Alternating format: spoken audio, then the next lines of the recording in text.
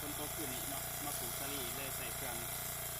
พรวนดินเนาะเครื่องตัดหญ้ามาใส่หัวพรวนดินเนาะช่วงโควิดบริการแคมป์ก็เลยบ่มีเวียกมีงานก็อยู่ไห้อยู่หน้าอยู่หัวอยู่สวนที่เก่าเลยพี่น้องเพื่อมาปลูกสาลี่กินสั่งอาหารไว้กินในช่วงโควิดเนาะเขาบ่มีอาหารกินก็เลยมาสั่งอาหารกินเนาะโอเคปั่นไปเลย3แถวแล้วพี่น้องเดี๋ยวสิมาปลูกสาลี่สาลี่หวานน้ำผึ้งโอเคไปเบิ่งกันเลย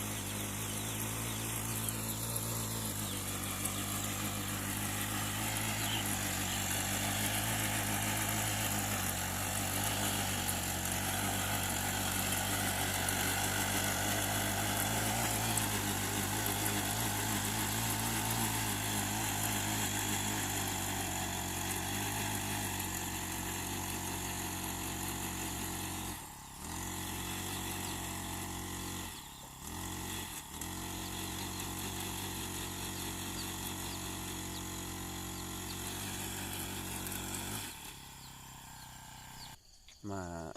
ให้เบิ่งสาลี่ที่ปลูกไว้10 กว่าวันเนาะเด้ที่ใส่เครื่องปั่นหญ้าเฮ็ดคันคูมันปั่นแล้วก็มาแปลงคันคูเนาะปลูกตามหล่องอะโวคาโดหล่องมักซิดาเนาะนี่คือสวนคือฟาร์มสิเจริญเนาะหรือว่าสิเจริญฟาร์มเนาะมาให้เบิ่งบ่มีเวลาช่วงโควิดแต่ว่าบ่มีเวลาถ่ายให้พี่น้องเบิ่งมาแต่ก่อเฮือนเนาะปลูกบ้านสวนนี่10 กว่าวันก็ขึ้นซ้ำนี้แหละใส่น้ำสายยางดึงหลาโคตรเอาบ่ทันได้เฮ็ดระบบน้ำเถื่อทันได้แล่นท่อยังบ่ทันมีทุนแล่นท่ออยู่เนาะเห็นบ่ปลูกตำหล่องอะโวคาโดใส่3 แถวปลูกพอได้กินนี่ตัวนี้ก็3 แถวพอได้เป็น6 แถวปลูกสาลี่หวานปลูกบ่หลายพอได้กินซื่อๆเนาะบ่ได้เฮ็ดเป็นสินค้า สร้างอาหารพอได้กินช่วงโควิดพอได้กลับแคมป์ก็เลยใส่เวลาว่างหยาดเวลาเนาะหยาดเวลามาปลูกสลีพอได้กิน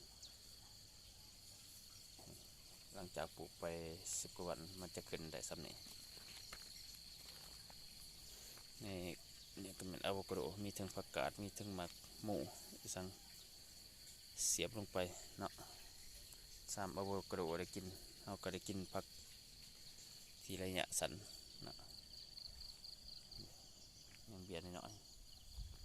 ตัวนี้ปลูกน้ำลังมีผักอีตูปลูกในอะโวคาโดกำลังงามถอดยอดแล้วอะโวคาโดก็ตอนปลูกบริษัททิศให้พี่น้องเบิ่งบ่มีครับเวลาสิทายโอเคทายให้เบิ่งซ้ำนี้เนาะที่ว่ามันถอดยอดแล้วที่มันใหญ่แล้วงอกแล้วเนาะจะได้สิไปตัดหญ้าอีกตัดหญ้าแล้วจะไปก่อเหือนแบ่งเวลาโอเคไผมากก็กดไลค์กดแชร์กด Subscribe หรือว่ากดกระดิ่งเพื่อแจ้งเตือนของคลิปของฐานเนาะโอเคพอกันคลิปหน้าเดี๋ยวสิรีวิวการปลูกต้นไม้ต่างๆให้เบิ่งอีกโอเคบ๊ายบาย